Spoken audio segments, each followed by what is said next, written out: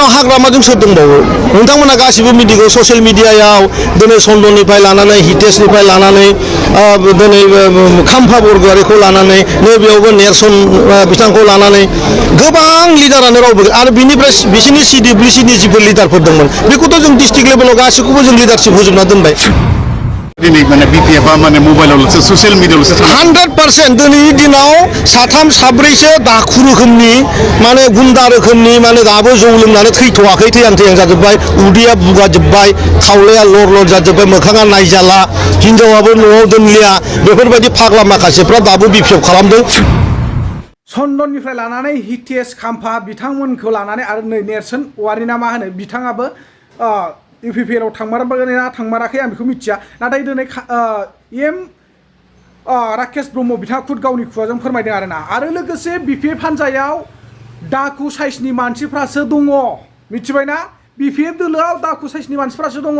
जेरै जौ लोंनानै उदै बुलाबायनाय थैहां जानाय हिनजावफोरजों सैजायै न'खराव दोनजायै नैफोरबायदि सुबुंफोरासो BPF दोलोआव दङ नोंथांमोना निस्सय बुजिखादों बा मिथिखादों सिगांनि भिडिअ इन्ट्र'खौ नुनानै स' बे भिडिअआ आं बुंनाय नङा आंनि खुगानिफ्राय ओंखारनाय नङा मानोना राकेश ब्रह्म बिथांनि खुगानिफ्रायसो ओंखारनाय दा नोंथांमोना आदै राकेश ब्रह्म बिथांनि खुगानि रावफ्रा बेसेबांसिम भेलु गोनां आरो भेलु गैयै नोंथांमोना खुद सायख' आरो जोबजासिम भिडिअखौ नायनानै नोंथांमोना निस्सय कमेन्टआव फोरमायहरनो दाबाव मिथिबायना मानोना आं नोंथांमोननि थाखाय कमेन्ट बक्सखौ अरायसम खुला लाखिनानै दोनदों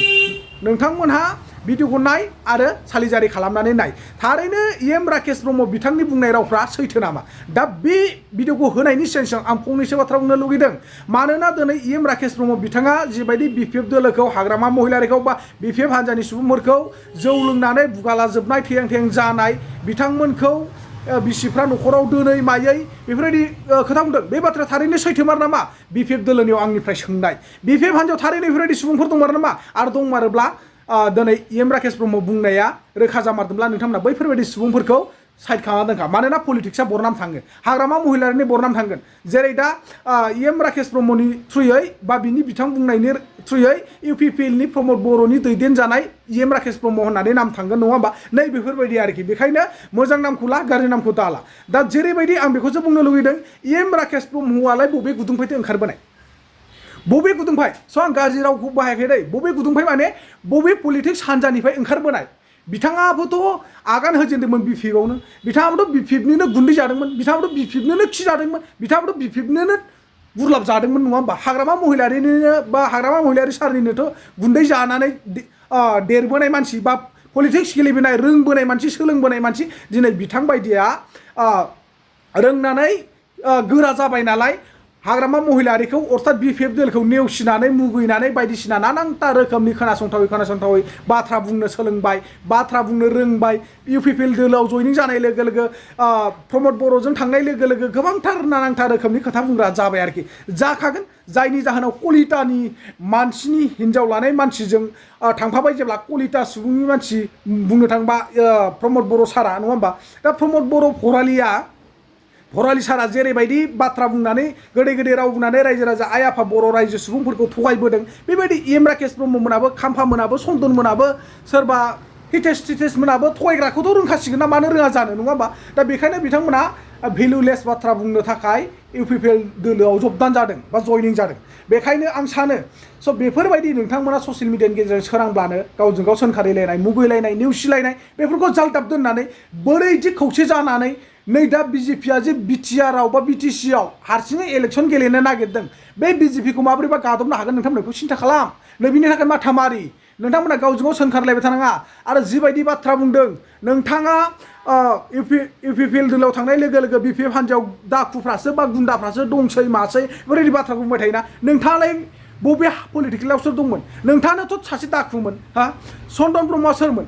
खाम्फा बरग'यारिया सोरमोन हितेशआ सोरमोन नोंथांमोनाथ' BPF नि मानसिमोन दिनै नोंथांमोन थांनाय लोगो लोगो BPF आव आरो गाज्रि मानसि गैलिया होननानैसो आं सानो नोंथांमोना मा सानदों कमेन्ट सेक्सनाव फोरमायहर आं सानो दिनै बिथांमोनहा BPF दोलोखौ नागारनानै थांनाय माने BPF दोलोआव गाज्रि मानसि गैला थाखा जाखर मानसि गैला मानसि थगायग्रा मानसि गैला मिथिबायना पलिटिक्सखौ गुबुंले खालामग्रा गैला होननानैसो आं सानो दा जाय हक बिपिएफ दोलोआ सिं जानानैब्लाबो इउपिपिएलजों बुंजानानैब्लाबो मुगै जानानैब्लाबो मोजां खामानि माव देरहासार जा आं बेखौसो आसा खालामदों रायजो राजानि थाखाय प्रमद बर'आ मावनो गोनां माखासे आद्रा थानाय खामानिफोरखौ मावफुंनानै दिन्थि डिआर नाब्ला रन्जन दैमारि सारमोन दङ एक्स एनडिएफनि बिथांमोन दङ बिर जोहोलावफोर नै दाख्लैसो गुवाहाटि सेन्ट्रेल जेलनिफ्राय जोंहा क'क्राझारना चिरांनि सेन्ट्रेल जेल गोदानाव ट्रान्सफार खालामजोब्बाय नै बेफोरखौ बख'नायनि सिमां सुजु थांखि ला अब्लानो हाग्रामा महिलारि सारा देरहायैनि खुनु खोथायानो गैया आं बेखौसो सानो आरो बेबारावथ' जोंहा प्रमद बर' सारा जेननायनि खुनु जेननायनि थाखाय रोखा बायदिखा आं बेखौ नुहुरदों मानो होनना बुङोब्ला फार्स्ट नय सेरफाङाव जिबायदि घटना जागासिनो दं दा नोंथांमोननो आङो सेकेन्ड चेनेलाव होनानै होगोन नन बिटिआर सनितपुराव नोंथांमोना फुल भिडिअखौ बे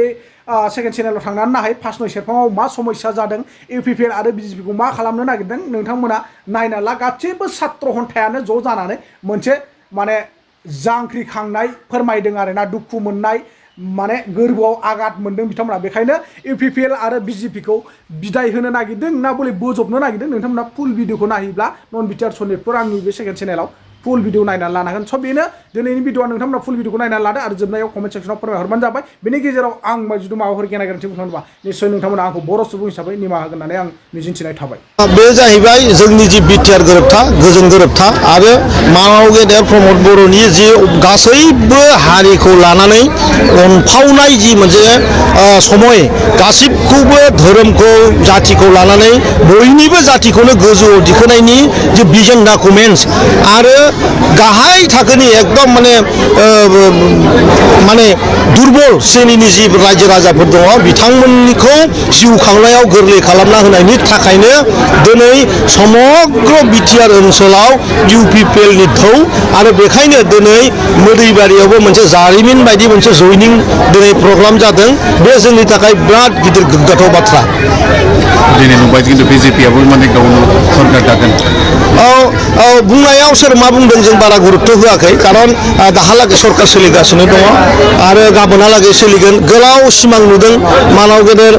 भारतनि गिबि खुंथायगिरि नरेन्द्र मदि सारनि जि माने सिन्ता अमित शाह सारनि जि सिन्ता जोंनि बे बिटिआर ओनसोलखौ लानानै मोनसे गोग्गो थासारि बानायनायनि दा बेनिखायनो बे सोरनिबा मा बुंदों सोर मा बुङाखै बे खोथाया आं सानो दिनैनि समाव बिराद आर्लि बेयाव खुनु मिनिं गैया आरो गावबा गावनि राजनितिखौ गोरा खालामनो थाखाय माब्लाबा गावनि संगठनफोरखौ गोरायै माने प्रसेस खालामहोनो थाखाय किसुमान खोथाखौ बुंनाय जायो बेनिफ्राय गोबां मिनिं ओंखारो बेनिफ्राय पजिटिभ जुदि मिनिं ओंखारोबा फैगौ समावबो बिजेपि आरो इउपिपिएलआनो सरकार खालामगोन बेथ' आरो बयबो रायजो राजाया मिथिखागौ आरोखि हाग्रामाया जेब्ला सरकार दानो फैदोंमोन बै दिनखालिसो गाबाय नाथाय दिनैसिम खुंथाय माने एसेम्बलिखौ गाया नङा हाग्रामाया थांखांनाय सिमांमोन आंथ' बार बुंबाय थायो जे मिडियायाव ससियेल मिडियायाव हाग्रामाखौ मानो लाबोबाय थायो मा खारन दं दिनै हाग्रामाया अनथावथाव अबस्थायाव दङ आंनो दिनै गोबां सम हाग्रामाखौ सोंखारिबोदों दिनै बिथांनि जि माने थासारि बिथांनि जि माने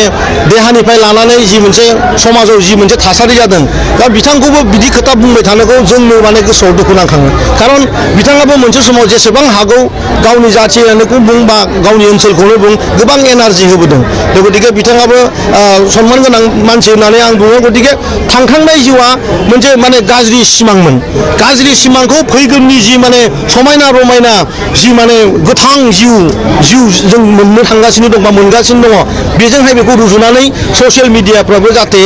बे खोथाखौ गुबुंले जाहाथे खालामबाय थाया आं बिथांखौसो नोंथांमोनखौ खावलायगोन दिनै थारमाने हाग्रामाया दानबाय सासे माने थैनाय बायदि नाथाय बिथांखौ फोथां लाखिदों आस्तम आरो प्रहलाद मोना दिनैनि दिनाव हाग्रामाजों सोर दंबावो नोंथांमोना गासिबो मिथिगौ ससियेल मिडियायाव दिनै चन्दननिफ्राय लानानै हितेशनिफ्राय लानानै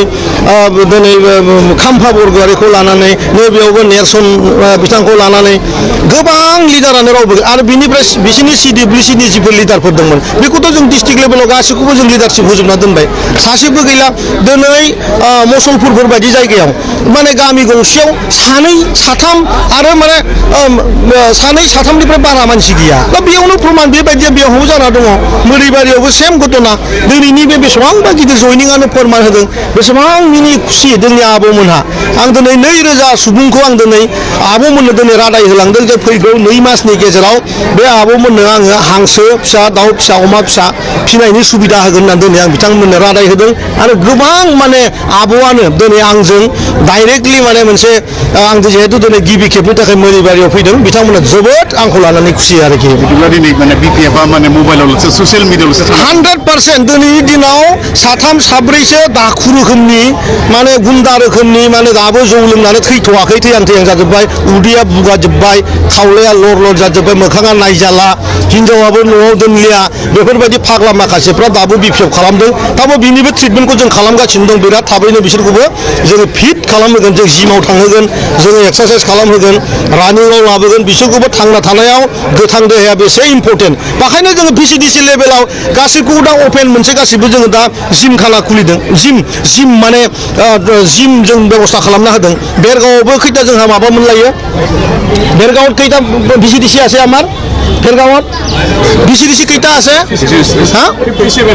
57 নহয় भिसिडिसि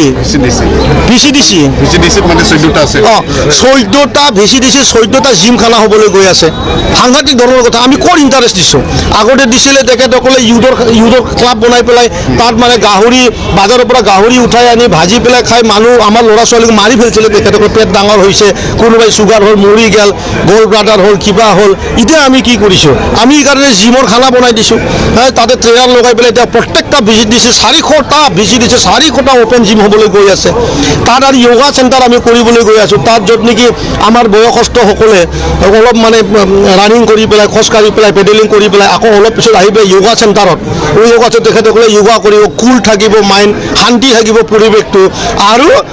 ৰকেট চায়েন্স বনোৱাৰ চবেই এনাৰ্জি লগাব